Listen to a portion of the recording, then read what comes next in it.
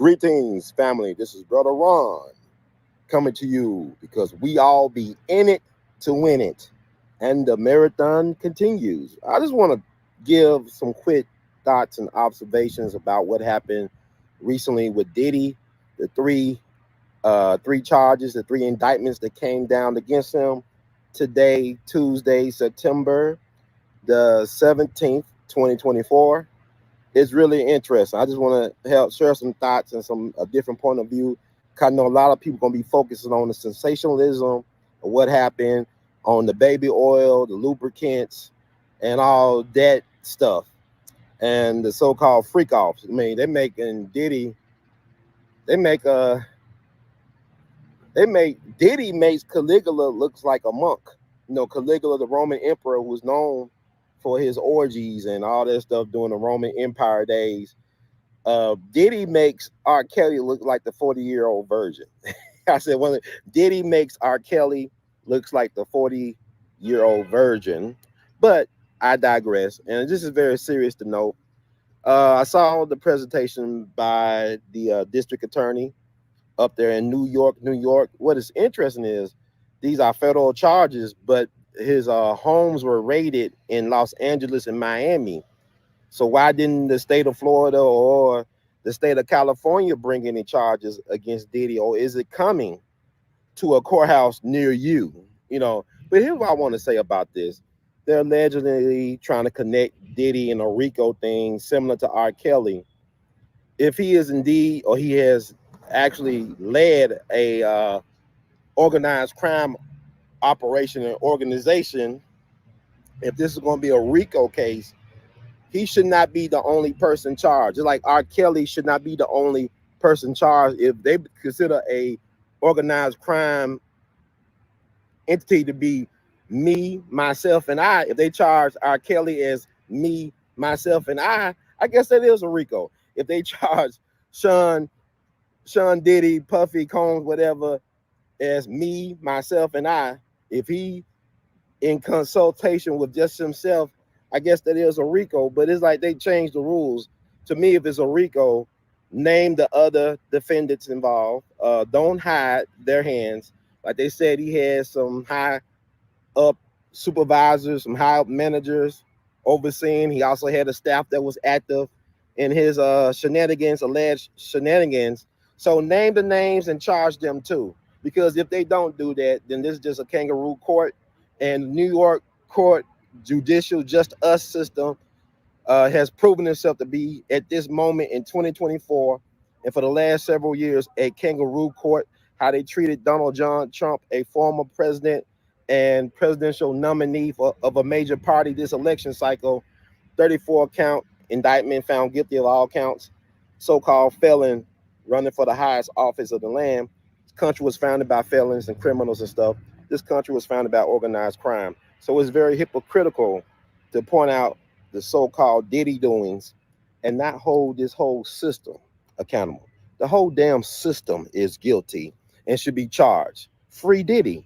If the whole system is guilty, y'all got to free Diddy because Diddy was protected by some higher ups. They say he had some higher ups overseeing his operation. Who are the higher ups that oversaw his operation? Is it Uncle Sam? Is it Uncle Lucian Grange, you know, the guy that runs Universal that wasn't involved in a joint lawsuit with Diddy against Diddy and them? And I guess they got removed from the lawsuit or whatever. You know, just look it up. Take a look. It's all online. What I'm saying is this is a travesty of justice. I don't care how you feel about Diddy personally, but if they could do this to a so-called billionaire, celebrity, A-list celebrity, who are you? If they could do this to a president, who are you? If they could do this to the king of R&B, who are you? Because the Mann Act was actually started and created to get heavyweight boxing champion Jack Johnson, who had a thing for white meat. I'm not talking about chicken. He had a thing for white women. So they said if you transport white women across state lines, you are guilty. Even though you might be married to the white woman, you are guilty. You can't have that white meat. That's the other white meat that you can't have, man. So, I mean, they're accused of, trafficking ooh la la. He's trafficking ooh la la. They say he has some male professional sex workers and women were forced into compromised positions. All this been on sex lies and videotape. Like what Cat Williams said, he told us Diddy likes to party, but you got to tell him no. Just say no to freak offs. Just say no to freak offs. Don't get your freak on. Don't get your freak on. Don't get your freak on, man. But this is I don't care how you feel about Diddy. I mean, people are laughing at this, man. This is not funny. This is really sad. This is a shame. This is a blemish, a large blemish on his legacy. But I'm not gonna stop bumping Diddy. That ain't going nowhere. But is it bad boy doing life instead of bad boy for life? Is it bad boy doing life? Life. That's life. So my thing is, I will reserve judgment on Diddy because what I saw and heard the press conference, it's a lot of sensationalism. But where's the meat? Show me the beef. No Diddy. Show me the beef. If there's substance of what they're saying, it's a lot of sensationalism because they know that we as the public, we love the bread and circuses with scissor. You know what I'm saying? We love to dip our bread in all the scissor that's available. The American public are in a daze. They're under hypnosis with social media, witchcraft. I want to know which craft are they going to use to psych up the American people and stoking up emotions, triggering people's traumas and stuff like that. But people got to ask the question. So if this is a RICO, where are the other co-defendants? You can't say you're gonna use RICO because they did this to the 5 families back in the day. You had some of the top of the 5 mafia families go to jail, the prison, got football numbers, had co-conspirators charged. That made Giuliani. He led on that case. But here's the thing. You got Eric Adams, his office, his administration is in trouble right now. Around a year ago, he gave Diddy the key to the city. Now the black mayor in New York, NYC, his administration is in trouble. The feds is watching. The feds is watching. The feds is watching. You remember 20 years ago, Diddy had that thing. I think Russell Simmons was involved in that vote or die. Vote or die. That vote or die thing. Now, who are in those discriminating videotapes? Who are they really protecting? Because to me, the real ringleaders have been doing this for decades with immunity. When I think about stories I heard about Diddy's mentor, like Clive Davis, Clive Davis had that Grammy party downstairs at the Beverly Hills Hotel while his protege, his superstar protege, Whitney Houston, laid dead up in the hotel room above. Was she a sacrifice? Because he didn't cancel his pre-Grammy party, even though Shaka Khan said she could. I feel for you, Miss. I feel for you. Could not attend that Grammy pre-party because about the dirtiness and the evilness of this business. It's like we watch football or foosball every Sunday, Monday, Thursday, right? People got the nerve to complain about these guys getting any type of pay.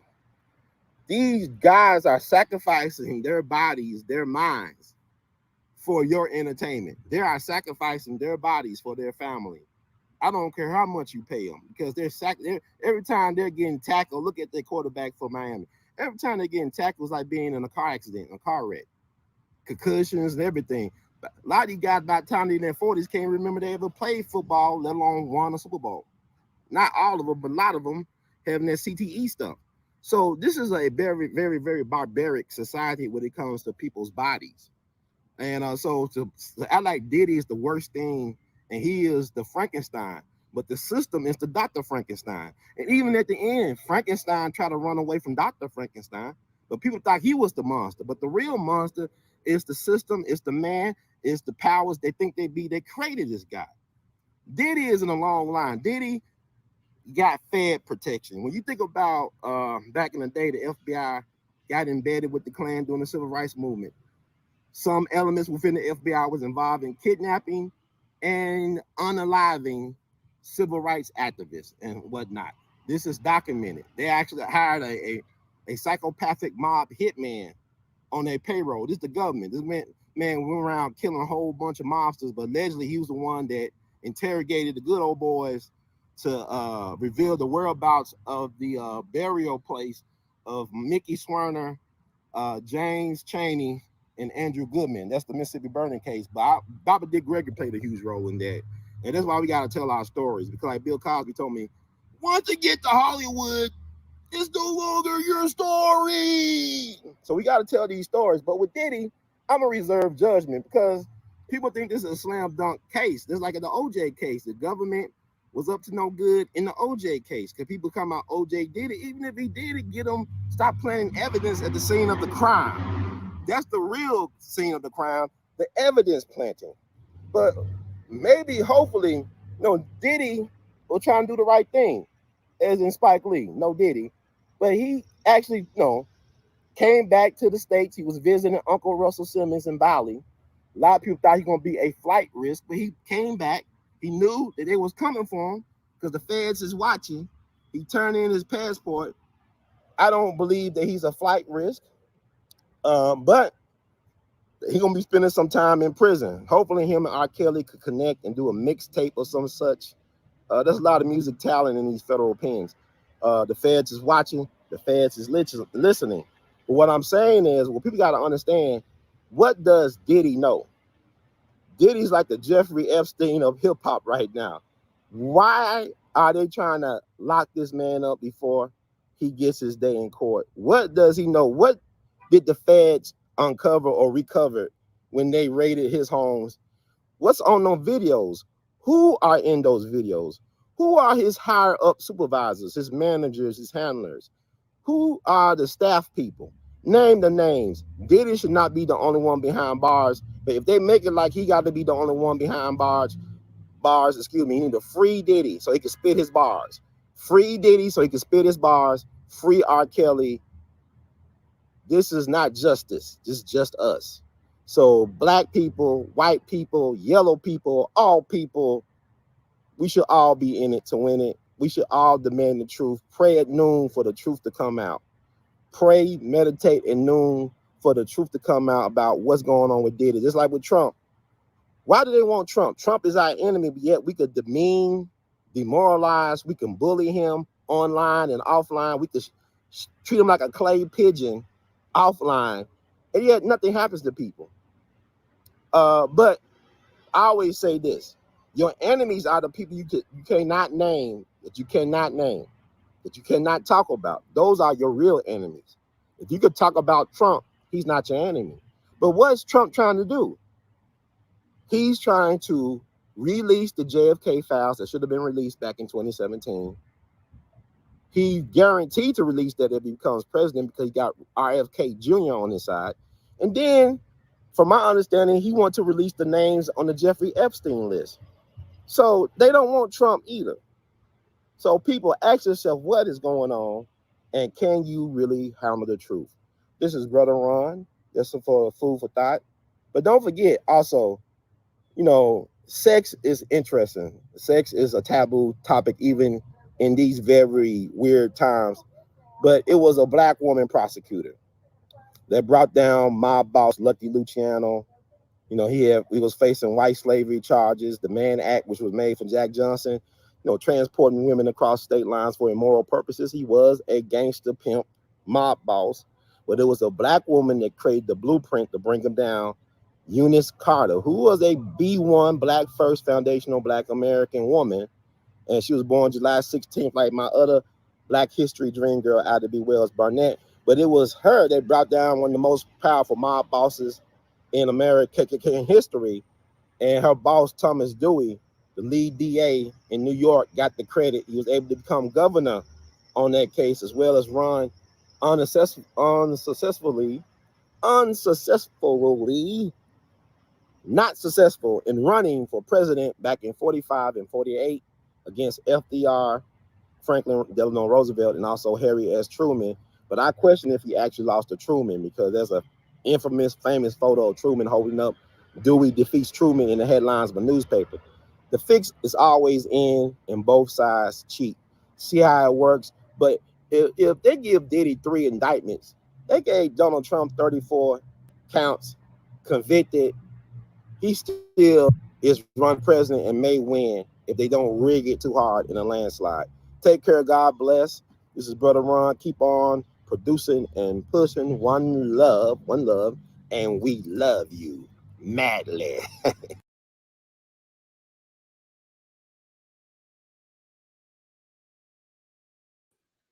Come with me. Hail Mary. Run, quick, see. What do we have here now? Do you want to vote or die? Die, die, die, die, die, die, die, die, die. Let's see what's going on. Oh man, what is this? Okay. Trying to adjust the volume here. Trying to adjust us. Trying to adjust. I think I got it. Y'all, I'm coming through right. Let me know if I'm coming through right. Welcome, family, back for another wonderful, entertaining, edutaining edition of We All Be News Radio TV. We all be in it to win it. I think I'm coming through loud and clear. I'm gonna check. Yeah, let me know if it's so. Say it's so. Let's see. So trying to adjust the volume here. Trying to adjust it. Get used to 2024. Trying to adjust. I think I got it. Y'all, am I coming through right? Okay, I think I'm coming through right. Trying to adjust it. Get used to 2024. Trying to adjust. Okay, I'm coming through. I'm coming through. A lot has happened within the last 24. A lot has happened between the last 24, 48 hours, right? A lot has happened. Second attempt on Donald Trump. Then we got the Diddy news late Monday night. He was arrested late Monday night in New York. In New York. All right. And now they say he got 3 charges against him, 3 charges, 3 indictments. He was arraigned earlier Tuesday. He was denied bail, which is interesting because he did go to Bali out there, way out there, and visit Russell Simmons, I believe, who's actually been in Bali. They have no extradition relationship with with the United Snakes of America. But he came back under his own volition. What they call it, volition. And I think he turned his passport in today or whenever he turned it in. He did not pose to be a flight risk, but yet they said we're going to hold you in the pen, man, until his day in court. That could be a year or 2 years from now. Who knows? But maybe he might get out sooner than that. We'll see. This is very unfortunate news. This is very unfortunate news. I'm not cheering for the man's downfall.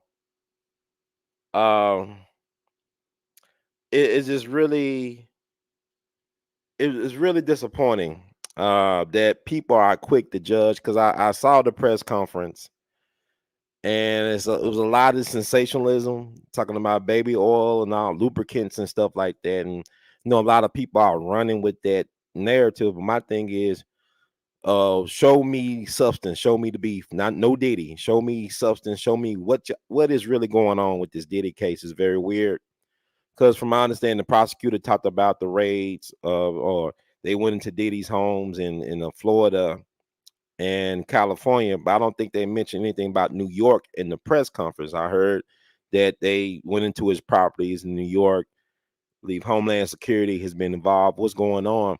They're accusing him of things. Sound like a RICO case, but he's the only one being charged at the moment. They talked about handlers. He had higher up handlers. Who are these handlers? Named them. Why weren't they not named? Yes, thank you, Tiffy G. Like, share, and subscribe. Let's build this platform. It's very important. We all be TV too. We on YT Plantation. Build it up, build it up, build it up. You said, I'm see the reason like a lead with leaders. I don't agree with nothing he's accused of, but let justice be held.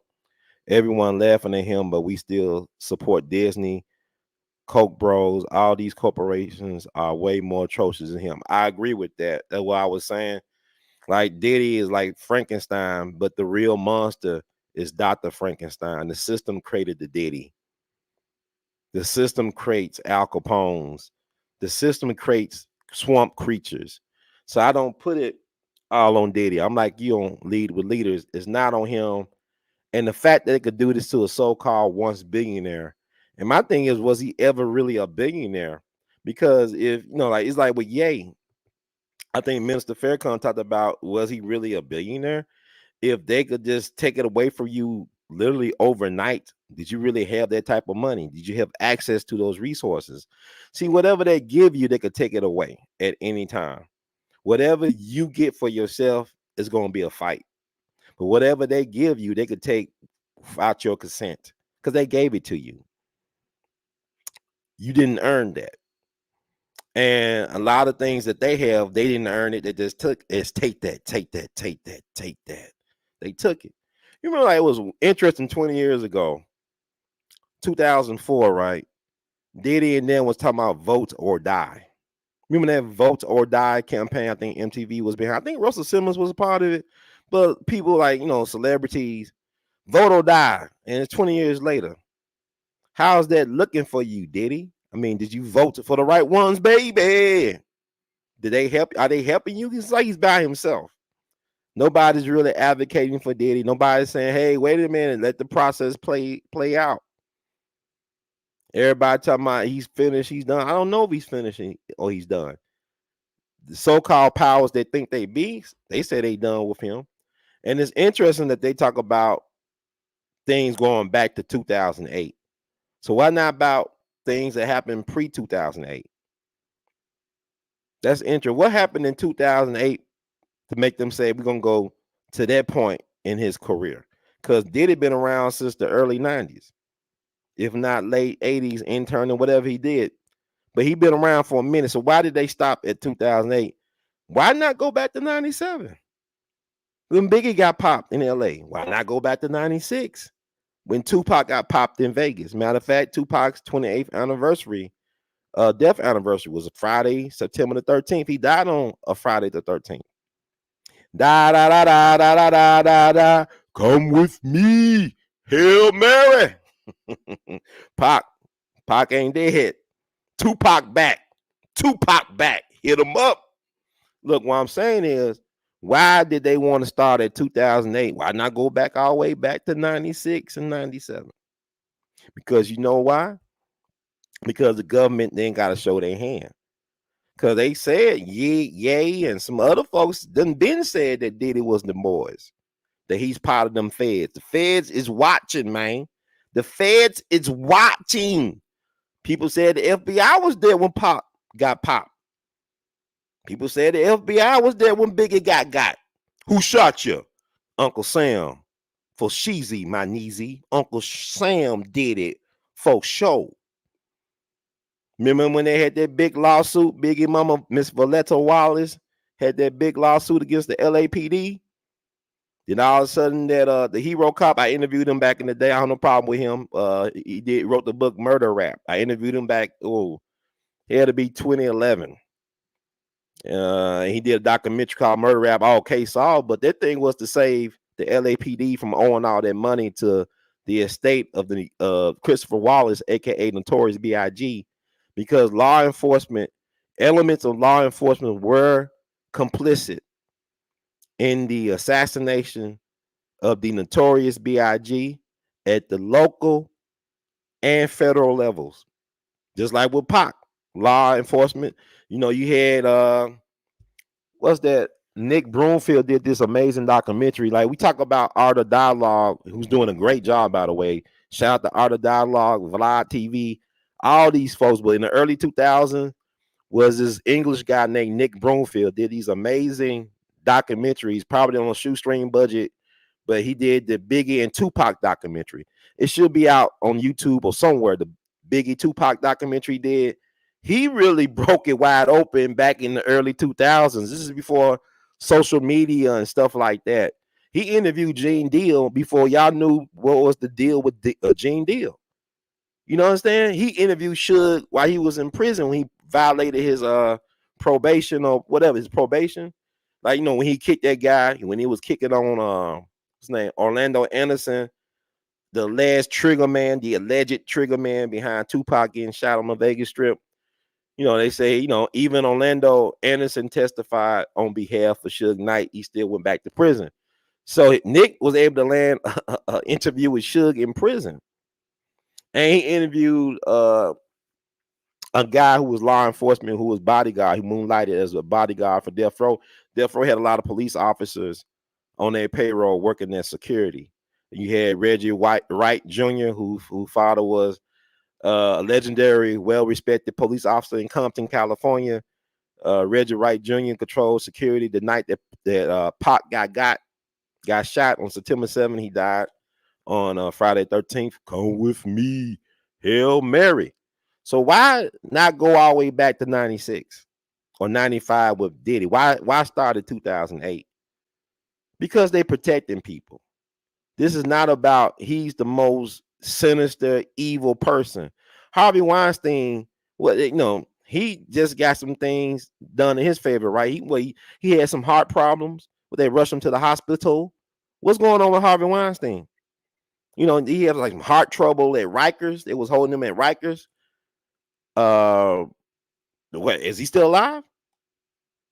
Is Diddy gonna still be around for his day in court? Are they gonna Epstein Diddy? What does he know? Who does he know? I'm thinking about Clyde Davis, allegedly. That was his mentor. Who was his supervisor? Who is like the upper high echelon supervisor? Is it Lucian Grange? Sir Lucian Grange of Universal, who was named in a lawsuit with Diddy and them and got separated from said lawsuit? Who are involved on those tapes? What in the Caligula is going on? Will we ever know the truth? Diddy, I hope he has a dead man switch. I hope he has some backup of the videos, whatever the incriminating evidence they collected the day they raided his homes. I hope he have backups. I hope he do like the Julian Assange WikiLeaks setup somewhere. I hope he's smart enough to do that, because baby, you going down. You gonna have to take the hit for the team. You're gonna have to make the sacrifice bunt. This is baseball. This is a game. They say you got to make the sacrifice bunt. You got to take one for the team, Diddy. I hope he has some money somewhere, stashed away for his people. But who knows, man? Like Bishop T.D. Jakes. See, Bishop T.D. Jakes, man, he been slick with it, man. Not Bishop. We're gonna see what he gonna say on Sunday. Is he gonna take that? They say he used to taking that, take that. That's legit. But the thing about it is, I remember when T.D. Jakes was real close to Bishop Eddie Long. I used to enjoy Bishop Eddie Long in terms of his ministry, his oratorical skills were top level, top notch. He was a very charismatic and gifted communicator. But the thing about it, he was going hard at them boys down there in the ATL DL, knowing that them people knew about his business, that he was living a double life or a double lie. And then when he stopped paying them boys for their luxurious trips and exotic cars and lifestyle, they started telling on him. They started snitching like Al Sharpton was snitching for the FBI. See, I don't want to talk about that. Al Sharpton was a government informant. They saying Diddy is a government informant, maybe an agent provocateur. He had some pink powder, whatever what's this pink powder phenomenon? This is like a social media influencer down in Miami. She was caught with pink powder in her vehicle. She killed some people. She was drunk, high, and intoxicated, and she ran into a Range Rover with her Mercedes. I think she had an SUV Mercedes, if I'm not mistaken. It killed 2 out of 3 people in the car. The woman survived, but it killed her fiance and their good friend, their very close friend. But it's funny, like with alcoholics and stuff and people that get intoxicated and get into these horrendous wrecks, a lot of times they end up surviving. And the reason why, because under being intoxicated and whatnot, and under the influence of drugs, your body is really more relaxed. It's not tensed up. Because when a lot of times when the other people die in these type of tragic accidents, because they see danger coming, they trying to stop it. They know it may not be, so they grab the steering wheel, they push the pedals down with their feet. Their bodies align with what was about to happen, about to go down. Whereas the person that's intoxicated, they just like a rag doll. They fluid. They just be like water. Like Bruce Lee said, be like water. They're just all fluid and stuff. But anyway, This Diddy fallout gonna be interesting because if you look at the social media, the internet is undefeated. If you look at stuff that Jaguar Wright, excuse me, been saying over the years, I don't know everything. I don't know if everything is true or not.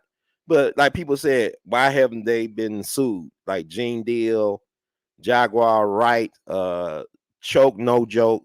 These people have been in the industry one way or the other, and they know a lot of the dirt that goes on behind the scenes that a lot of us not privy to. It's like with Trump, he knows a lot about what goes on in our government that a lot of us don't even have an idea or inkling of.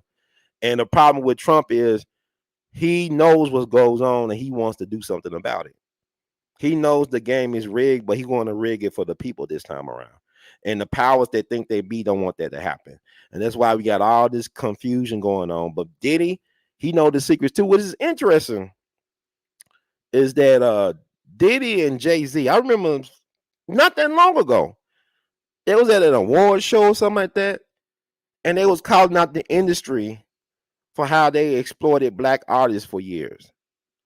And they said, you better answer to it. And I'm thinking about, well, Diddy, you exploited black artists. You who taught you how to do that? Or Jigga? I mean, you hear stories about Jay-Z, and they come for Jay. They come for him too. And I like Jay-Z in terms of his he's one of the greatest rappers of all time. People say he's not. I mean, he's my number two. I don't care what nobody says. I got him in number two. But he got skeletons in his closet. What people don't understand is that you can't get to those levels without the powers they think they be having something on you. You cannot become president. You cannot become this big time mogul without skeletons in your closet being known by the people who put the skeletons in your closet. Diddy was doing blackmail, extortion. He had video cameras everywhere, audio recordings of people in very compromised positions that could affect their image. You remember Cat Williams years ago? He did a stand-up years ago that talked about going to one of these Hollywood parties. Diddy did not invent the freak off. The Greeks and the Romans invented the freak offs. Look up Caligula. Diddy ain't got nothing on Caligula. Caligula is the King Kong of the freak off. Genghis Khan. He don't got nothing on those guys. Genghis Khan is the Godzilla of the freak offs. Alexander was great because he had orgies all over the place. They what made Alexander so great. He had orgies all over the place. So when people like this, I can't believe this happened. Didn't Ray Charles talk about the black church? Did he talk about how they were getting freaky deaky? Are they accusing Dr. King of them getting freaky deaky? Wait till 2027 comes. If we make it to 2027. Wait, they're gonna release all the King files. Y'all going, oh my God. Then y'all believe everything the enemy says about you. Y'all believe everything. I don't trust the FBI when it comes to Dr. King's personality or his character. The gun that killed Dr. King came from the FBI. So why would I believe their FBI files are going to be actually honest and true? William Sullivan, who was one of the top goons at the FBI, he was the one that wrote the poison pen letter suggesting that Dr. King should kill himself or delete himself. Oh, I don't want to get censored by Whitey. And what happened to him? He was called to testify before Congress, and he got killed during a hunting accident. Some young guy thought he was a deer, even though he had an orange, he had all this bright. You know how the hunter guys be having all that bright stuff on, like the jackets. He was mistaken for a deer, and that's the end of him. That's all she wrote. That's all she wrote. Come with me. I think his name was William Sullivan. Let me make sure. God be getting carried away. And by the way, Thomas Dewey ran in 44. My bad.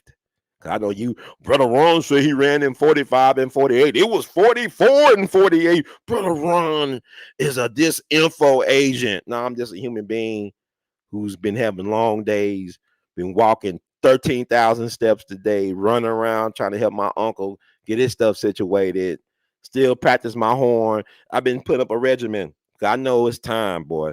It's time for the call, boy.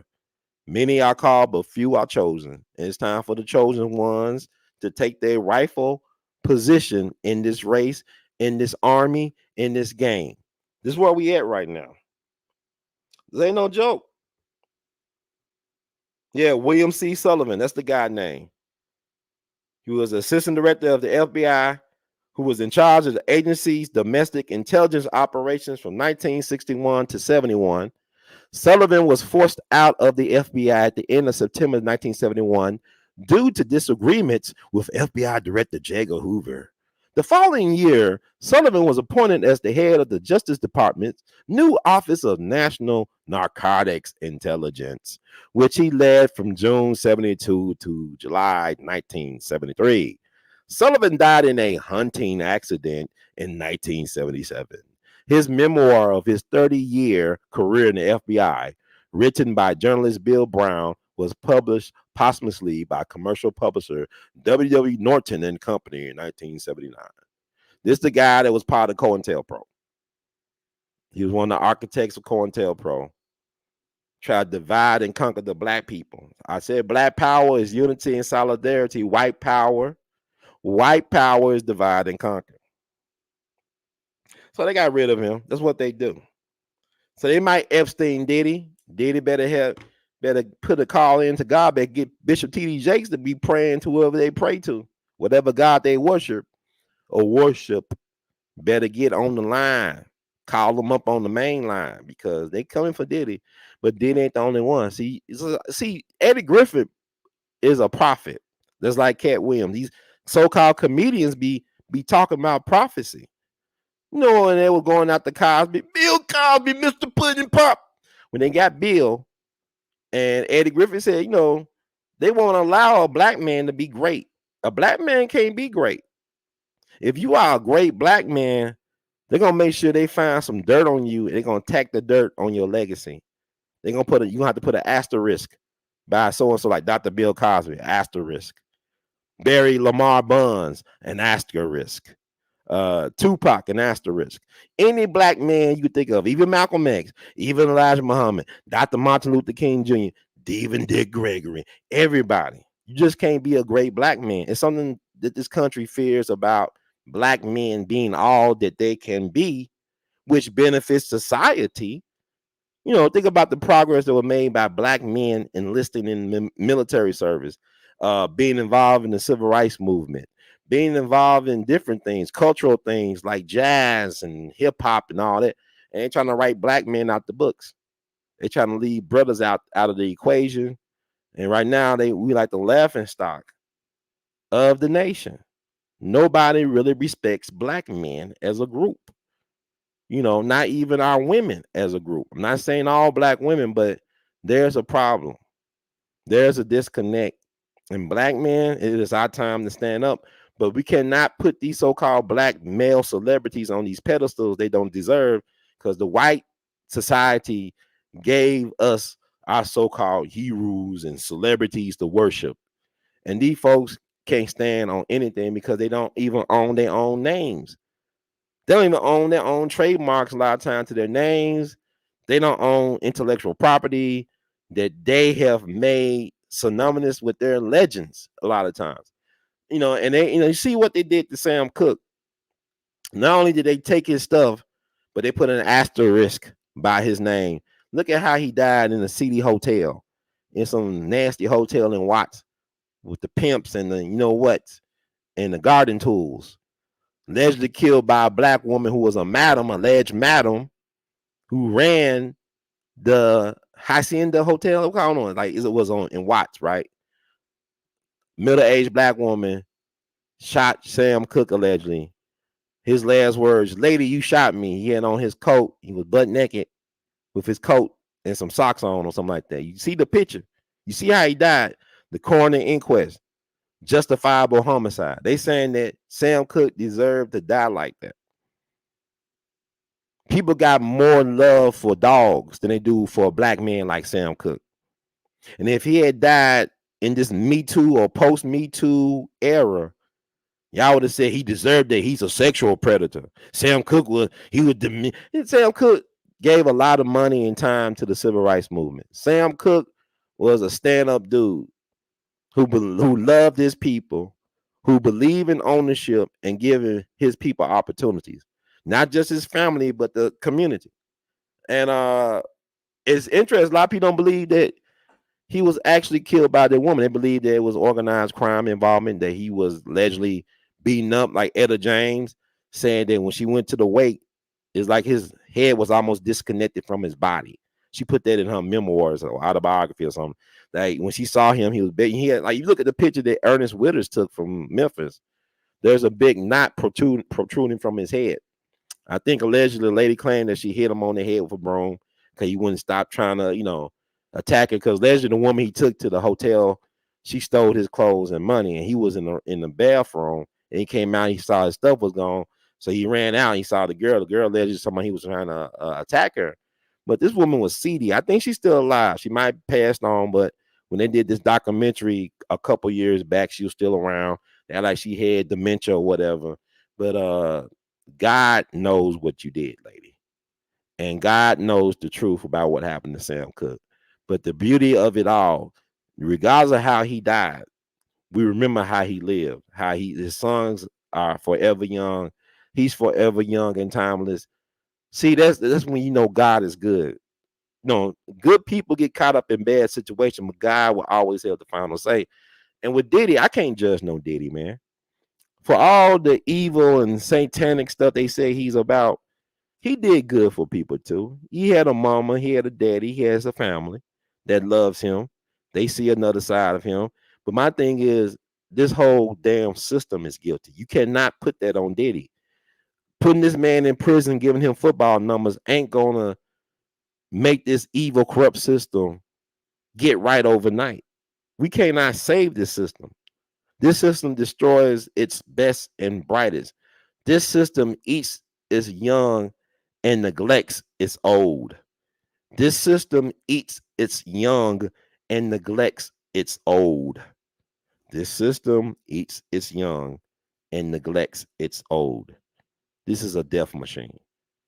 Every day we are sacrificing the best of ourselves to a machine that does not give a damn. Respect your humanity. People that think they white, they got their wake up call. If they haven't got their wake up call, it's coming. People that think that this and that, we all about to get a wake up call. But a lot of us ain't gonna be waking up to receive the call. We just gonna be, collateral damage, and that's what's happening. This is what happening because it's like what happened to Diddy. If that could happen to a person with resources and a name and a so-called legacy, what does the average person have to stand a chance? How do the average person survive this? If Donald Trump, a billionaire, former president, presidential nominee, if he could get treated like this by the Just Us system, you notice how they brought the charges up in the courts of New York. It was federal charges, but they went to New York to get Diddy. They didn't go to Miami. They didn't go to Los Angeles. It all came out of New York. New York is a kangaroo court right now. You would have a better chance probably surviving the court decisions in Venezuela than you can in New York City right now. Even I remember the governor was talking about how a lot of business people in New York was concerned about their business in New York State because of what happened to Trump and the Trump organization. Yeah, that's crazy. I never seen a former president or sitting president get treated like President Trump has been treated. Obama did not get treated like this. See, Obama is a part of that group. Like, he let that governor, that white woman governor from Arizona, put her finger in his face. He ain't do nothing about that. He had a beer summit with a race soldier cop at the White House that mistreated one of his so-called good friends, Skip Gates, in his home. He walked back things about Trayvon Martin and all this stuff. He ain't do nothing about Sandra Bland. He ain't do nothing about Mike Brown. He had an attorney general, so-called black guy named Eric Holder, talking about if we as a nation do not deal with the issue of race, we're a nation of cowards. Well, we're a nation of cowards. And you was one of the biggest cowards. You and your Just Us department. And y'all talking about Project 2025 with police immunity. Police had all the immunity on Obama. What y'all talking about? Philando Castile, Alton Sterling, Eric Gardner, Mike Brown, Sandra Bland. Y'all like, we got to wait till 2025 come around for all this draconian stuff. This has always been a part of the great American experiment. And to me, as a black man, as a black person, as a human being, I am not happy that Diddy is in this situation. Now, he made choices in his life. He chose to pick where he picked and worship what his worship. But I'm not his judge, jury, or executioner. It's above my pay grade. It's above these people pay grade because they have no integrity. This guy's one of them. It's like you look at Al Sharpton talking about Trump. He has no integrity. He this and that, but yet, you talking about Central Park 5, but Al, what about Tawana Brawley? You ran away from that. I met Tawana Brawley. She's not a bad sister. I met her at Automatics down in Atlanta back in 2015. I even took a picture with Automatics and Tawana Brawley that CNN used without my permission or consent. They used that in a story some years back. It was a college classmate said, "Hey, Ron, they got you on CNN." I said, "We talking about?" And I see the picture I uploaded to Facebook with me, Tawana Brawley, and Alton Maddox, the righteous ancestor. I don't know what happened with that Tawana Brawley thing. But to keep on bringing up Central Park 5 with Trump is ridiculous because Trump has been punished. It's a thing called karma. It's above my pay grade, but look how they treated him now. Now he know how it is to be treated like a black man in this country. Like 50 Cent said, why do some black men identify with Trump? Can he understand on RICO charges? Because how is it that we could sit up here and say, yeah, on RICO charges, with Diddy, yeah. But if he the only one going to prison on facing court, why is there a RICO charge? Because even when Young Thug trial down, as toxic, as messy as that Young Thug is, they do got other people involved in there, right? He do have co-defendants, right? I don't know. I don't keep up with all that circus and bread. I don't know. That's too much starch for me. I haven't followed the Young Thug trial. I just know I seen pictures of Frank Sinatra, palling around with Carlo Gambino in there. And Frank Sinatra never faced no RICO charges. Dick Gregory said Frank Sinatra had to connect with Pablo Escobar. They were business partners, allegedly. They saying that Frank Sinatra was business partner with Pablo Escobar. I don't know. That's above my pay grade. But I do know that the government ain't beneath the government to be involved with the mob. Ask the CIA, Bay of Pigs, Operation Mongoose. Ask what happened in Dallas, November 22nd, 1963. Government is filthy. Government is low vibrational. Government use their powers they think they be to break up the family. They started with the black family. Look at that movie, Claudine, James Earl Jones, The Righteous Ancestor. Look at that movie, him and Diane Carroll. They show you how they broke up the family by design. See, they couldn't break up black people with slavery. We kept on trying to get remarried. We kept on having families, kids. They keep on. We just started over again. And like I said, after the Civil War, one of the biggest things that black folks did after the Civil War was to try to find their family members and loved ones somewhere in the diaspora. They were looking for their loved ones. So black people, we owe Jesse Jackson an apology. Because Jesse tried. Even Donald Trump helped finance Jesse run for president. Run, Jesse, run. Now, if he was a certain positive American, run, Jesse, you better run, boy. You better run, Jesse. Come with me. But what I'm saying is, with the Diddy thing, just let's see how this play out. Don't be too quick to jump to conclusions. It's like with the Bill Cosby thing. Bill Cosby did all this good for black folks for decades, whether it be not just media, but through philanthropy, giving millions of dollars to HBCUs and supporting people, helping them launch their careers, and all that goodwill and decades of service to humanity. Soon they start saying, well, it's about 60 women now. It must be true. Y'all said 60 women. This is like they said, Bill Cosby doing this. What they bad like he was doing stuff like this in the 50s. What they do to Emmett Till back in 55? Willie McGee back in 1950 something. late 40s. Y'all ain't never heard no Willie McGee. Y'all talking about Central Park 5. Look up Willie McGee. Look up William Joe Howard. What they did to William Joe Howard for writing a Valentine's Christmas card to a white girl down in Florida. This is before Emmett Till. This happened back in the 40s. I think his name was William Joe Howard. I'm just throwing all this out there because I'm not going to talk about the baby powder, baby oil, and lubricants. I don't care. Because you go to Washington, D.C. party, I know people that lived in the DMV area, they went to all type of swinging parties, all these powerful, they think they powerful people.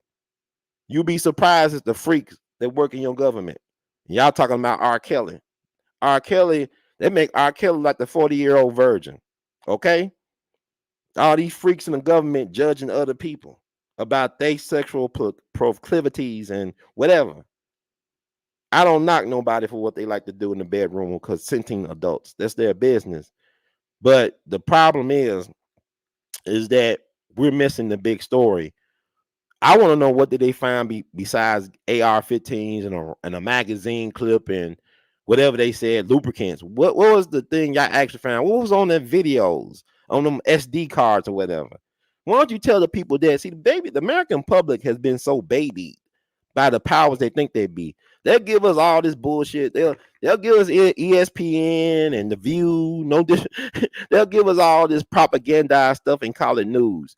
But when it get down to it, why did y'all actually raid? Because y'all don't care about women. Women are just collateral damage. They don't care about women. This society does not care. If you think it's okay that women sacrifice their womb because of some type of inconvenience of having a child, that's where we at right now. People talking about, you think about a lot of these serial killers, right?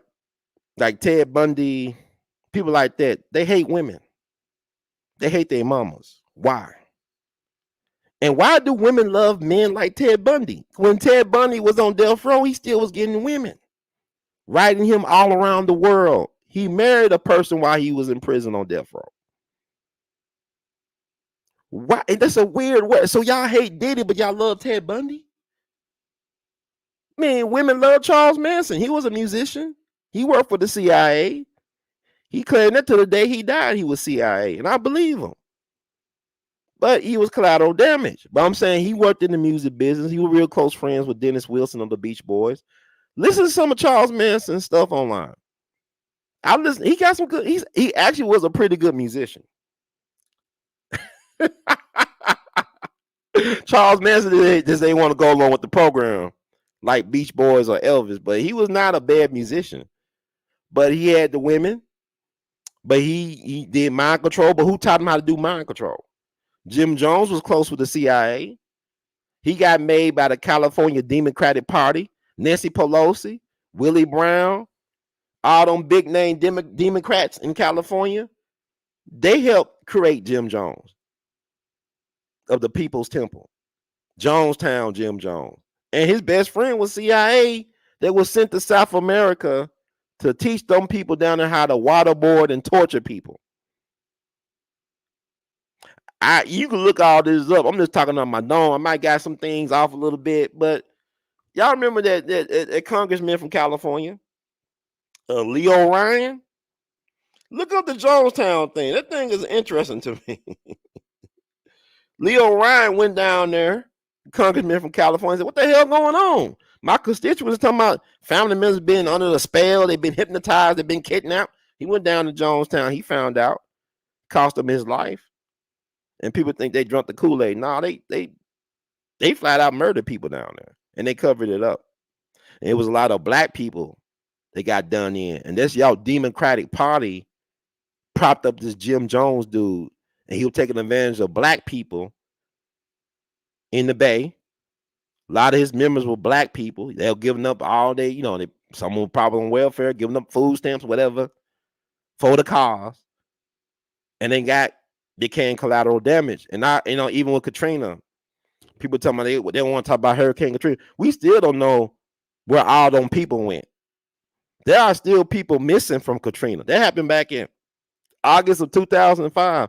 See, the fact that we don't talk about that, yeah, we don't want to talk about what happened 200 years ago. What about what happened 19 years ago?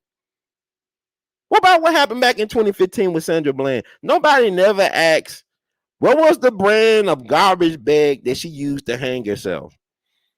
The NACP didn't ask this. Al Sharpton, the National Action Network, didn't ask this. The Black Congressional Caucus didn't ask. If y'all said that she hanged herself with a garbage bag, what was the brand so we could strength test that thing? See, this is stuff like this. I'm not worried about no Project 2025. That was Project 2015. Mike Brown and Sandra Bland and Darius Stewart here in Memphis. That's one summer. And Obama was the president. It wasn't no chump or Trump or dump. There was Obama Nation on his watch. I don't care about no Divine Nine stuff either. I got a lot of people in my family, Deltas and all that. Daddy Alpha. I'm not an Alpha. Daddy wasn't around. So why am I gonna be an Alpha? So my thing, I got no problem with them. But my thing is, what are the Black first organizations? Not you. You're going to help me because I'm one of your frat brothers or one of your sorority sisters. You're not going to help me because we Black. We in this together, Jack. Just like what people talking about. Some Black Americans don't want to, hey, we're not going to stand with the Haitians. That's their business. Who stands with Black people? Who stands with Black Americans? I ain't going to forget. I was at the Lynching Memorial opening weekend down in Montgomery, Alabama. And I ran into this brother, first generation American. His parents were from Ghana. He actually rescheduled taking a medical exam. He was going to school to be a medical doctor. He rescheduled his important exam that week so he could be there for the historic opening of the Lynching Memorial down in Montgomery, the brainchild of Brian Stevenson and his organization. And we had a great, honest talk. He said, my parents, who are Ghanaian, they talk down on Black Americans. They look down on Black Americans. They say they lazy, they're this and that. And then he said, I had to correct my parents. Y'all decided to come here. They people were forced here and denied certain things that y'all take for granted. Like your mother tongue. They don't know their mother tongue. Stuff like that. I'm glad he did that. That gives me hope. But don't act like when Black immigrants come over here that they with Black Americans. Everybody against Black Americans. They tell you, oh, don't trust them Black Americans. But y'all exploit us. It's like if you are an Army veteran or a military veteran, you fighting the enemy overseas, but overseas the enemy becomes your boss here. They own the corner stores. They own everything in your so-called community. But yet you was fighting overseas against them, and now they running circles around you over here. Make that make sense. We don't talk about the right stuff. I mean, we talking about Emmett Till. What about Samuel Young? What about Samuel Young? What happened to Brother Ron? Who the hell is Samuel Young? Yes, I want to tell you who he is, or a little bit about him, and then we'll get back to the Diddy thing. But my thing is, we need our people. We're gonna have platforms. Let's talk about some real stuff besides baby oil and lubricants, please, for the love of God. Y'all talking about vote and die, or vote or die. Well, Diddy talking about vote or die. Did it help him? We shall see. We shall overcome one day. So here it is. Share this screen. So I'm gonna learn how to edit my videos so I can just share stuff. But he been on my mind. The ancestors be talking. That's Samuel Young. He was a student down in Tuskegee University back in the 60s. We never talk about Samuel Young. I learned about Samuel Young when I was a volunteer tour guide with my mom at the National Civil Rights Museum back in the early 90s. It's about 91 when I learned about Samuel Young.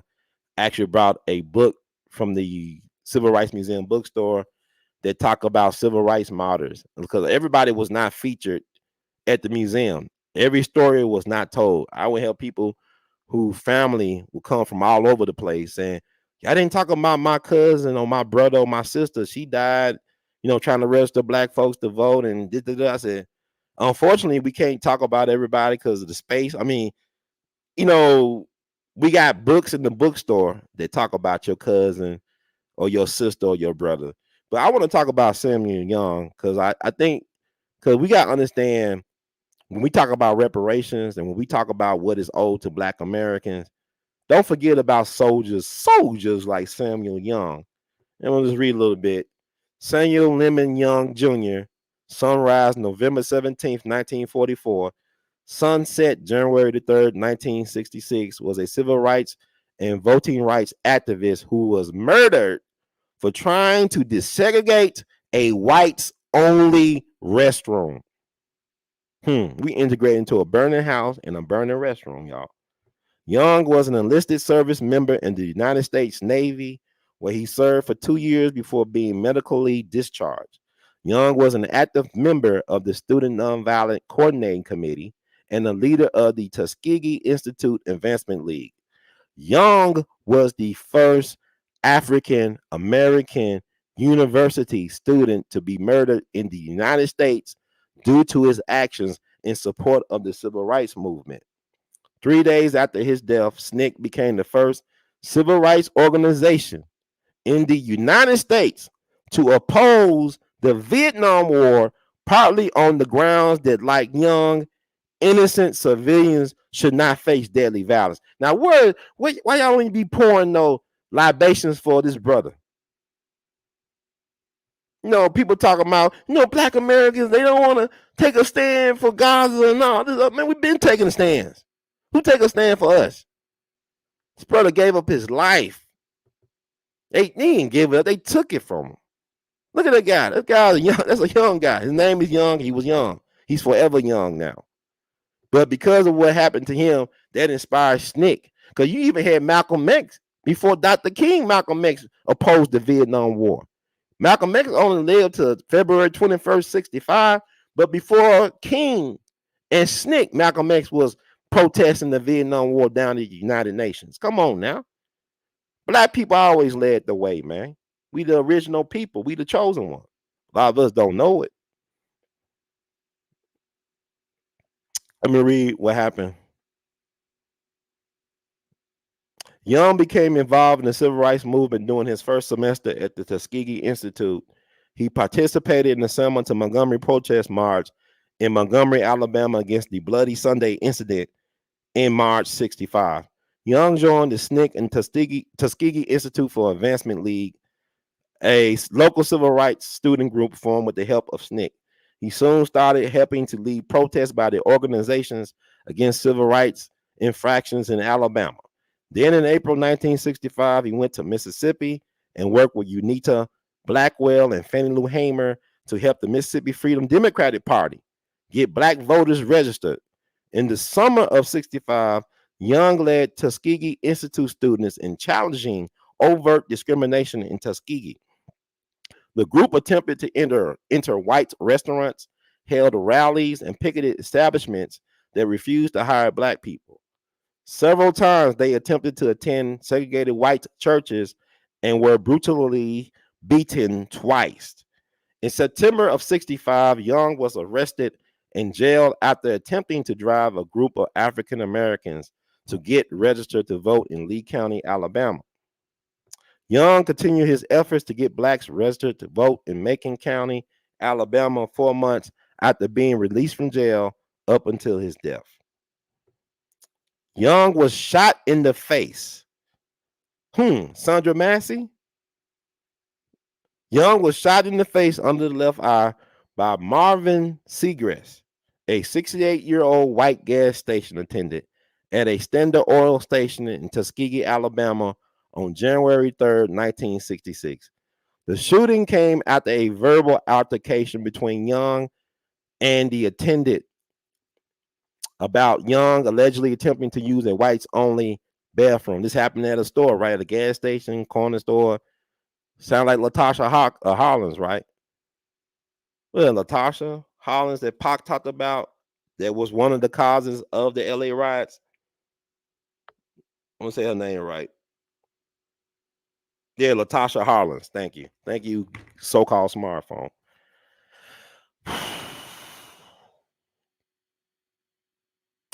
Let me read it. The shooting came after a verbal altercation between Young and the attendant about Young allegedly attempting to use a whites-only bathroom. Young had retrieved a golf club from a vehicle and was holding it when he was shot.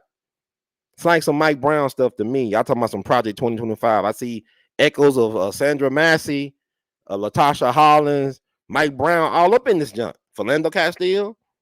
Come on, y'all. Young became the first black college student to be murdered for his actions in support of the civil rights movement.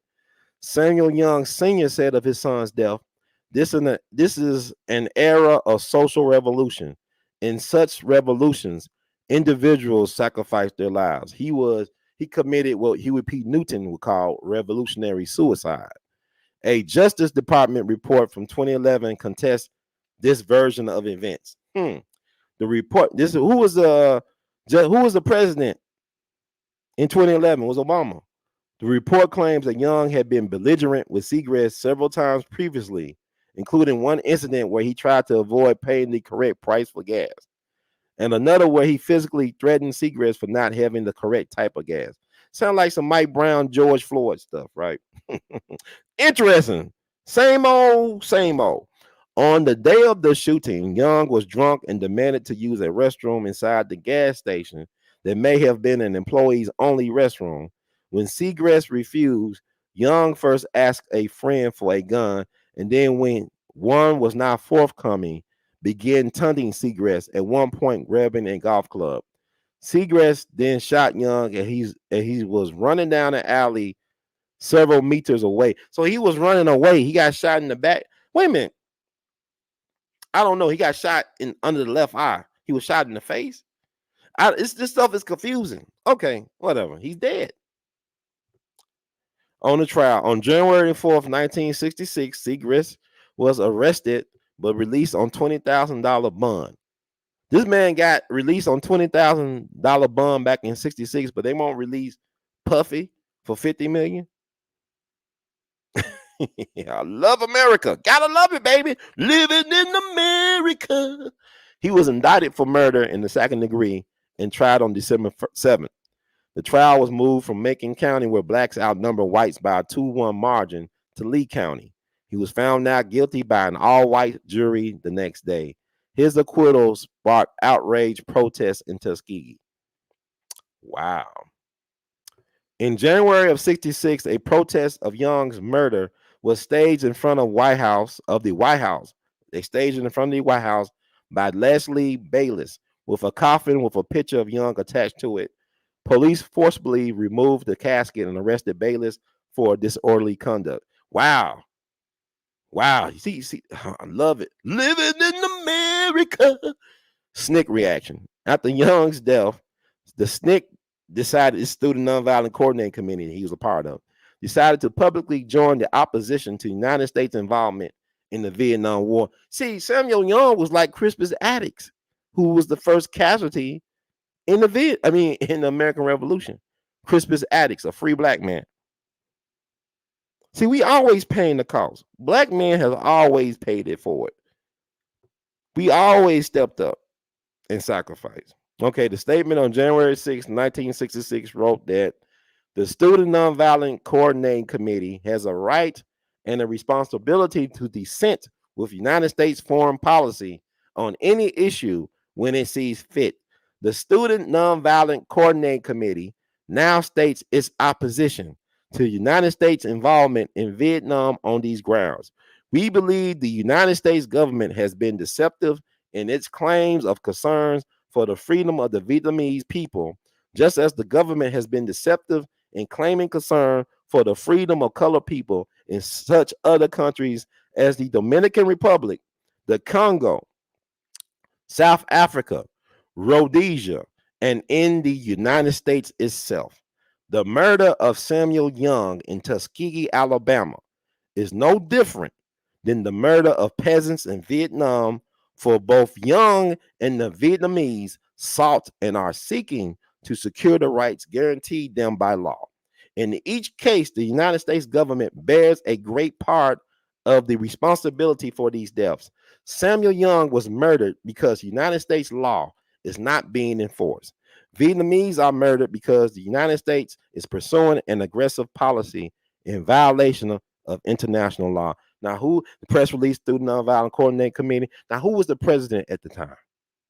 Mr. Great Society, Democrat himself, Lyndon Baines Johnson, who said you have these Negroes voting Democrat 200 years. We 60 years into 200. We are 60 years into 200 years.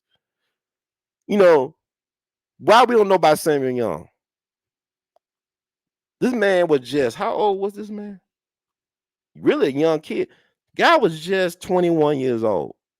Made the ultimate sacrifice. And then they try to throw dirt on his name, like they do their victim splaining. Well, no, it's his fault that he got shot on his eye and got killed. And trying to demean his death, even decades later. And you know, we don't fight for our people, man. Because if we love the people that love us, we should never forget about a Samuel Young and what he did. And how they try to marginalize what he did years later. This man is a G. I knew about Samuel Young since I was 11 years old. I'm 44 years old. Never forget this. Samuel Young. Soldier for the cause. So Diddy and them talking about vote or die. He was vote or die. This is Mr. Vote or Die. Him and Jimmy Lee Jackson, look him up too. Don't talk enough about these gentlemen. These are black men that everybody keep on want to crap on, who vote for, you know, look, man, ain't none of these political parties our friend. But let's be a friend to ourselves and vote for the better of them. There is a better option. It's called Trump. I don't care what y'all say. Trump is the uniter that they try to paint as the hater. He's uniting people, some black people, Democrats like Kennedy and Gabbard, Elon Musk, immigrant. He got some people in Trump's corner, and he's got a united front. He got a rainbow coalition, and we're gonna put him back in there. We're gonna put Trump back in there because my thing is this. Like even Diddy, I want Diddy to be free, because if they're not gonna do the RICO correctly, if they're not gonna charge him correctly, don't charge him at all, and stop protecting his handlers. Like, let's go back to 96 and 97, because people talking about, well, you know, Pac, the Keefe D character, Keefe D, right? Who is the uncle of Orlando Anderson, the alleged trigger man behind Tupac.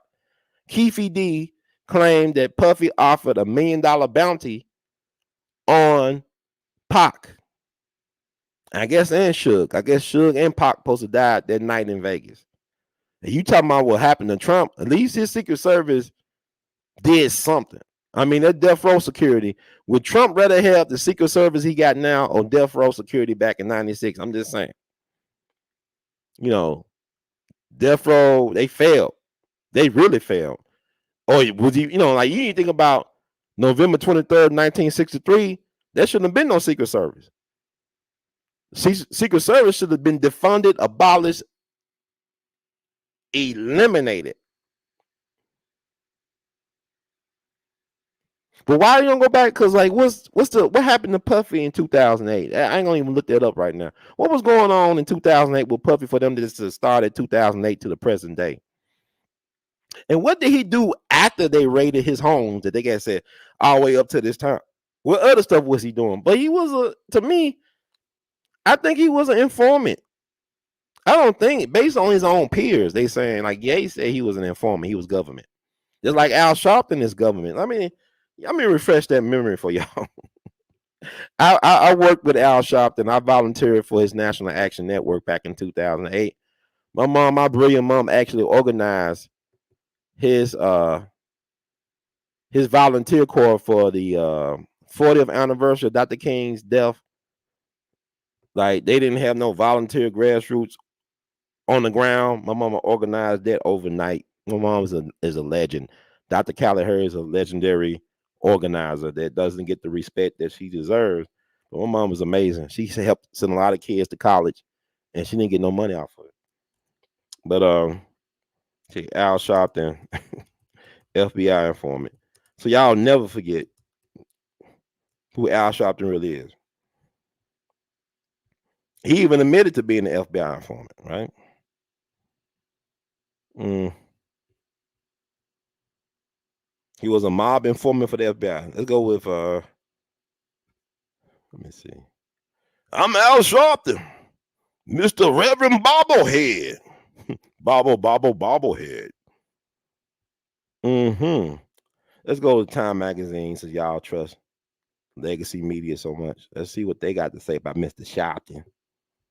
Oh, Reverend, right? I don't got no problem with. I don't hate no Al Sharpton or no Kamala Harris. I have no problem with none of these people. I have no problem. I met Jesse. I like Jesse Jackson. I interviewed Jesse Jackson before. He was a cool guy, very smart dude. Like Dick would say, one of the finest minds on the planet. Yeah, but let me talk about Al Sharpton a little bit. Then we get back to this Diddy stuff. So like, y'all confusing me about who y'all like and who y'all don't like. And like Malcolm said, media is the most powerful force or entity on the planet because it influences and controls the minds of the masses. It makes your friend your enemies and your enemies your friends. That's the power of the media. The media is unchecked. Like Richard Nixon is powerful. It's more powerful than the president. I am not a crook. But let's look it up. Al Sharpton, mob ties, right? So I ain't gonna read this whole thing. I'm gonna read a little bit of it. It's from Time Magazine, April the 8th, 2014. The Reverend Al Sharpton has served as an outspoken civil rights activist, presidential nominee, television host, and if a new report is to be believed, a key informant to the FBI. Y'all heard what I said? It said a key informant to the FBI. Okay. According to a lengthy report by the website The Smoking Gun, Sharpton, who was 69 at the time, served as a confidential informant number 7 in the 1980s, playing a prominent role collecting information on New York City's most prolific mobsters. Sharpton has denied the claims. Anyway, you can look. They say he acknowledged that he did that in some other reports. It's like this Foxy News. I ain't talking about this Fox News, but this white liberal Foxy News is interesting. In a Tuesday morning press conference, Sharpton said that he wasn't an informant. Like he playing word salad games like Kamala, his girl Kamala, his gal pal Kamala. In a Tuesday morning press conference, Sharpton said that he wasn't an informant, but rather he was merely cooperating with the FBI. I'm not a rat. I'm a cat. I'm not a rat. I'm a cat.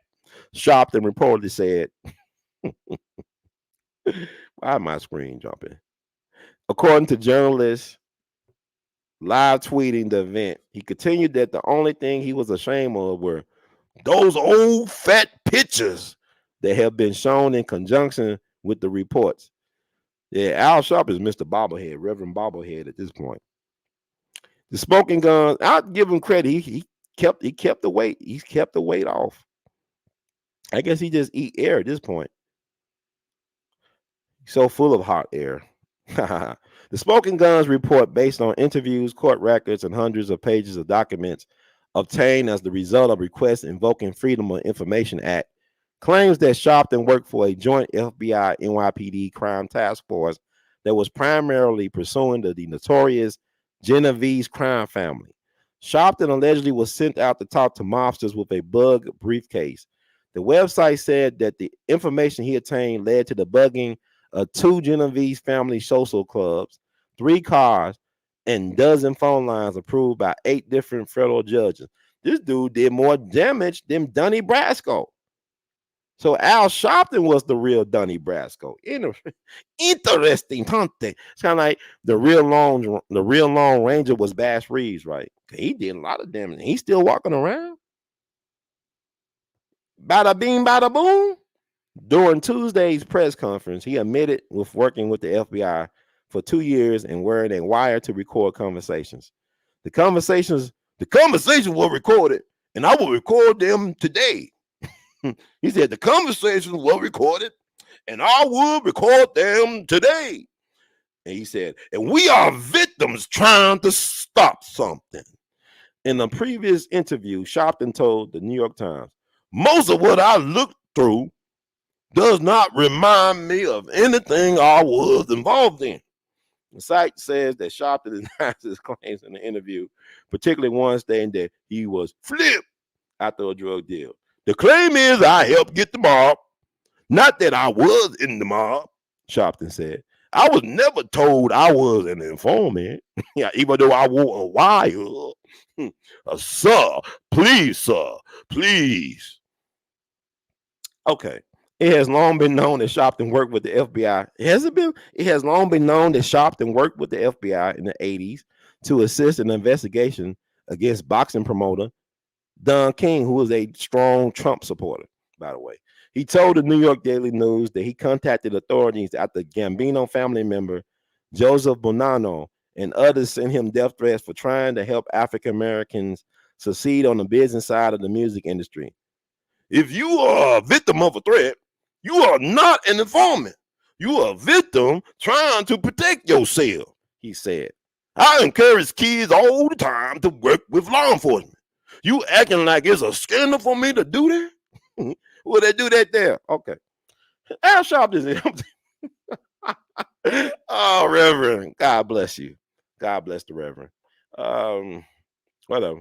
But you know, Al Sharpton, he reminds me, I always tell people, look at the movie called The Cooler with William Macy and Alec Baldwin. It talks about, you know, Alec Baldwin was like a casino boss. He ran a casino in Vegas. And William Macy played this character known as the Cooler. See, the Cooler was a person that we brought around. If you was on a winning streak at the tables, and at the wheels, whatever, at the slots, they will bring this dude around to give you instant bad luck, to cool you off, to stop your winning lucky streak. Notice they always bring Al Sharpton in them hot spots, whether it be Ferguson, whether it be Memphis, Tyree Nichols situation, George Floyd. He's always throwing water on the fire. He's always trying to cool things down and get people back into their complacent, hypnotic reality in their dream state. He's a government tool. He said it. I'm not an informant. I'm an advisor. This man sat at Obama's side at the White House, beach parties, swim parties, ain't did nothing for black folks. He had Obama's ear for 8 years and didn't do nothing for black people. Frederick Douglass had Abraham Lincoln ear for 1 term. Stuff got done for black folk. We see the problem ain't Trump or Biden, and we don't got no black leader, no black advocate. I mean, y'all be falling in love with Maxine, Auntie Maxine, and the Crockett lady. You know, like, you know, they got catchy memes and sayings and t-shirt worthy prints. I'll give them that. But where is the track record for running the good race for black folk, for black American folk? We don't have no advocates, man. Man, I met Sheila Jackson Lee. She was all right. I mean, she was cool. May she rest in peace. But she didn't do nothing for black people. Unless she was going to the Congressional Black Caucus weekend, they did something for black people. But really, it wasn't about black people. So you still got Negroes dying in the streets. And Al Sharpton still saying the same stuff you were saying back in the day. But yeah, y'all worry about Project 2025 and things always been like this. That's all I got to say on that. But get back to Diddy. I'm going to close it out. I'm going to probably end it within 7-8 minutes. I'm going to get back to this Diddy thing. Yeah, Reverend Al Sharpton, Reverend Fried Chicken. But also, let me bring up this sister here. I want y'all look up this ancestor, right? Let's bring her up. I talked about her earlier. I believe in educating the people. Dick Rose, you feed her. You the feeder. Feed me. I'm going to feed y'all. But help support the channel. Get people know about what's going on We All Be TV 2 and Rumble.com. We All Be TV. Got all these notifications, man. I'm trying to do a show. I'm trying to get 10,000 steps in, playing my trumpet an hour plus a day, trying to do this We All Be show. Y'all got to support the work, man. Y'all really want to see this type of stuff. Stuff ain't free for me. I got to do it. I got to research it. I got to put it together. Okay, Lucky Luciano and Eunice Carter, the woman that brought down the most powerful mob boss of his era, the George Washington of organized crime, Charles Lucky Luciano. That black woman from Atlanta said she ain't going. Say, and Charles Lucky was from Sicily. But Eunice from ATL, yeah, showed it. Red Dog, roof, roof, roof. She got in Luciano's assets. You know what I'm saying? But never forget that it was a black woman, sister, righteous ancestor, Eunice Carter, who brought down Lucky Luciano, one of the most powerful organized crime bosses in American history. She was the first black female prosecutor in New York City history. Her family tree is very impressive and is filled with many accomplished black men and women. Do the research and pay homage to a real righteous ancestor man. And I'm gonna say this: if she was running for president, she advised her presidential candidate and Thomas Dewey, her boss. She gave him the blueprint to beat the mob. She gave Thomas Dewey the blueprint to beat the mob. Got him to the governor's mansion in New York State. If this prosecutor was running for president, I will vote for her with no problem. Because you look at her history, she not only did legal work, she did work for black people. She stood up for black folks. Her family was dedicated to black empowerment and black revolution. Like Brother Malcolm said, he said the Negro Revolution is controlled by white foxy liberals and the government, but the black revolution will be controlled by God, even though Negro and black are the same. But it's like your mentality. Like Baba Dick Gregory would say, white is an attitude. If you don't got enough money in the bank, you can't be white. There's a lot of folks out here posing like Kamala the Chameleon and thinking they white. Y'all about to get y'all wake up call. It's probably gonna happen this year. Baba Dick Gregory said there will be no elections in 2016. He meant there will be no elections in 2024. Because if something happened to Trump, if they touch that orange man's blonde comb over hair or whatever, they touch his orange skin, if something happens to Trump, there will be no election. Because I mean, I just like it is what it is. But look up this is now Lucky Luciano was facing white slavery charges in New York. He was on the run. Diddy didn't run. Diddy turned himself in. He came back to New York from Bali. He turned his passport, turned himself in. Lucky Luciano, you know where they caught Lucky Luciano at? He caught him down in Hot Springs, Arkansas. He was hanging out in the Ozarks, Hot Springs. See, people don't understand Hot Springs. See, Arkansas got to be low key the most gangster state in America. People always talk about Mississippi or Alabama, Georgia, whatever. Name your, but people don't know about Arkansas. See, Arkansas is a place where they hide bodies. It's called the natural state. They'll get rid of you and throw you somewhere, and people never find you. But Hot Springs was the Las Vegas of its time. Before Las Vegas became Las Vegas, Hot Springs was the it place. All the gangsters from around the country would come to Hot Springs to have a good time. If you had a problem with me in Detroit, if you had a problem with me in Chicago, we had no problems in Hot Springs. It was neutral. You could not bring your beef to Hot Springs. Everybody had, enjoyed the Hot Springs and, the booze and the gambling. So Lucky Luciano was down there. They caught him down in Hot Springs, brought him back to New York State. And I believe he was found guilty, and they gave him like 50 years in prison. But guess what? It's not just Al Sharpton. He did an Al Sharpton. Or he became a government informant. Yes, the Lucky Luciano was a government rat. That Lucky Luciano. And he did the bidding for Uncle Sam, his handler. He gave him intel on Italy, the invasion of Italy, Sicily, and all that. Had the mob bosses help the Allied causes. He protected the waterfronts on the East Coast with his friend, his Jewish friend, Gangster Meyer Lansky. They helped protect the waterfronts. They helped give intel for the Sicilian Italy invasion. And for his good service to the country, they got him out of prison and they deported him to Europe, to Italy. He got deported. And he came back here when he was dead. He died in 1962. He was on his way to an airport in Rome, I believe, to pick up a Hollywood producer type. They was about to do a movie on his life. And I guess the mob rubbed him out. He said, well, Lucky, you can't talk about you. Because Lucky Luciano, he wanted Dean Martin from the Rat Pack to play him. He said, I want Dean Martin to play me. And it's a book that came out based on what he told the Hollywood producer, The Last Testament of Lucky Luciano, I believe, something like that. I read it. It was an interesting read. It was like an alternate history. Like he said, y'all think it was about that, but this was really happening. He kind of like what Sammy the Bull Gravano and Michael Franchese be doing on YouTube and stuff. But then, I mean, can you imagine if Lucky Luciano and them had YouTube back in the day, had social media? What a mortar. What was that? Everybody's snitching. Everybody's a rat. Everybody's Al Sharpton. But even he was a rat. Even before he became the big time mob boss, he snitched on people because he was dealing with the drug trade. You got a lot of snitches in the drug trade. So he, y'all, yeah, everybody's a snitch. One man's informant is another man's snitch. Everybody snitched except for John Gotti. He took it like a man. No Diddy. But anyway, my uncle, I got another Luciano story. My Uncle Frenchie, James French Sr., he's a righteous ancestor. Now we lost him right before his 95th birthday back in 2021.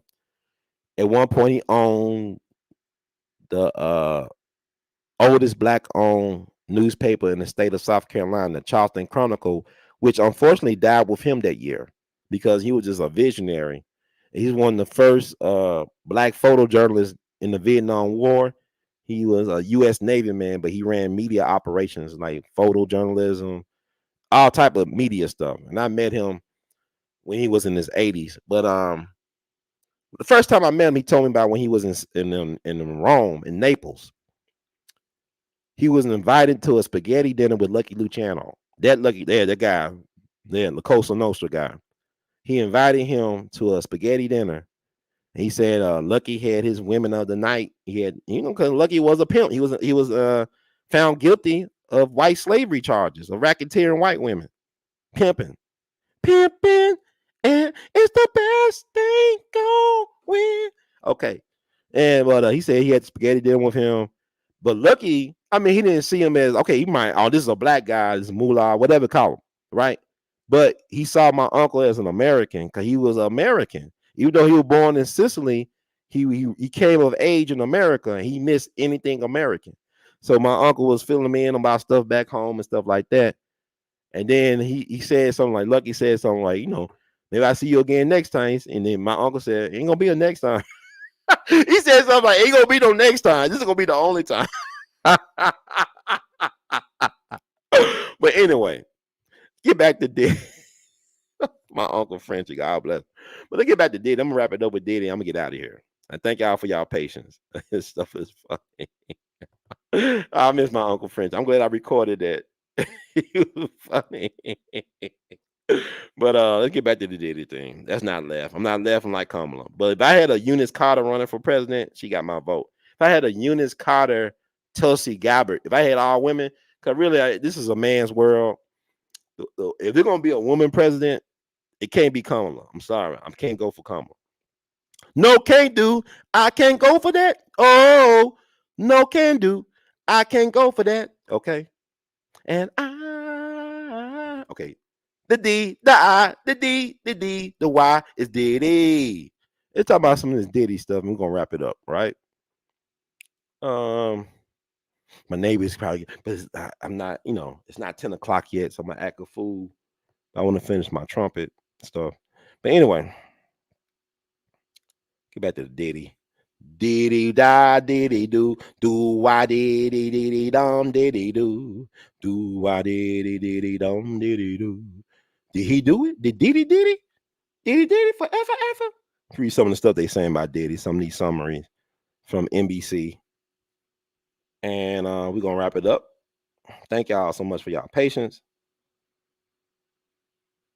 They said defense lawyer still hopes to get bail for Combs. Sean Combs' defense lawyer still hopes he can get bail for his client who is committed to fight for his innocence. All parties will be back in court at 3:30 tomorrow afternoon to revisit bail as Combs prepares for trial on 3 federal charges tied to alleged sex abuse. Mr. Combs is a fighter. He's going to fight this to the end. He's innocent. He came to New York to establish his innocence. Defense lawyer Mark Agnifilio. Is it Agnifilio? I don't know. Say it outside court. He's not afraid. He's not afraid of the charges. his lawyer said. There's nothing that the government said in their presentation today that changes anyone's mind about anything. Yeah, it ain't really said much about nothing. Because even they talk about the Cassie video. I mean, statute of limitations ran out. And I don't know. I got another idea about all that. I ain't gonna get into it right now on this. Combs wanted to surrender before his arrest, lawyer claims.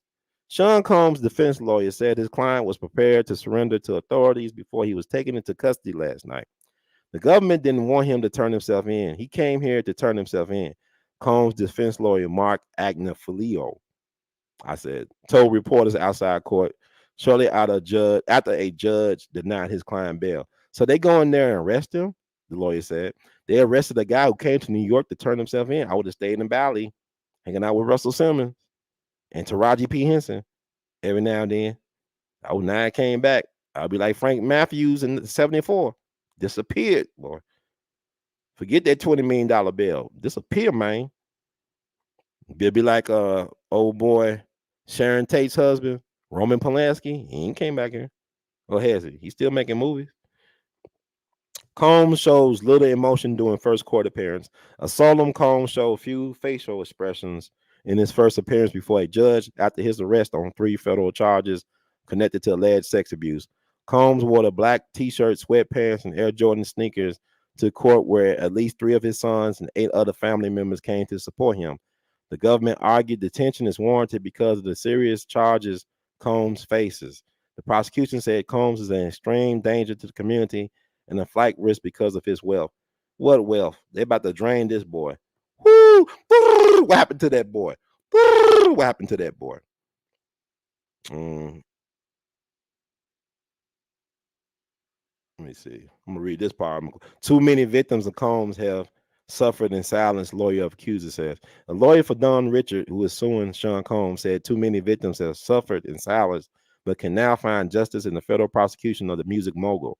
So, like many alleged victims, Mrs. Richard suffered in silence for a long time. Richard's attorney, Eric Fudali, told NBC News today outside the court where Combs made his first appearance before a judge. He faces a 3-count indictment stemming from his alleged years of sexual abuse. Mr. Combs is a very powerful individual, Fudali said. It's very difficult to come out against someone like Mr. Combs, but it was seeing Cassie file her lawsuit and go public that really gave her a sense of empowerment that it was her turn and it was her time to come forward with her allegation. This is why I say Puffy's so terrible. How come the Roman Catholic Church still around for centuries and centuries? All the sexual abuse allegations, all the payouts, why are they still around? Boy Scouts are still around, right? All these institutions. See, Puffy's just a Frankenstein, but the real monster is the system. The whole damn system is guilty. Free Diddy. Thank y'all so much. About to get on out of here. Thank you. Hello. Yeah, the Mormons do it allegedly. All right, I appreciate y'all so much. Y'all good. You said the bonding now was interesting. Reportedly 50 million, they wouldn't take it. I take that. I would take it.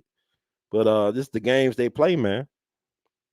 See, like what the Puffy thing should show people that even him, like they coming for Jay-Z too, but Jay-Z is a little bit smarter. He's like the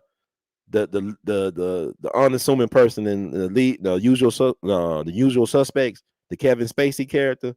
He's Kaiser Shohei, whatever, but he gonna be hard to catch because Jay-Z is very strategic in how he moves. But I think they might get Bishop T.D. Jakes.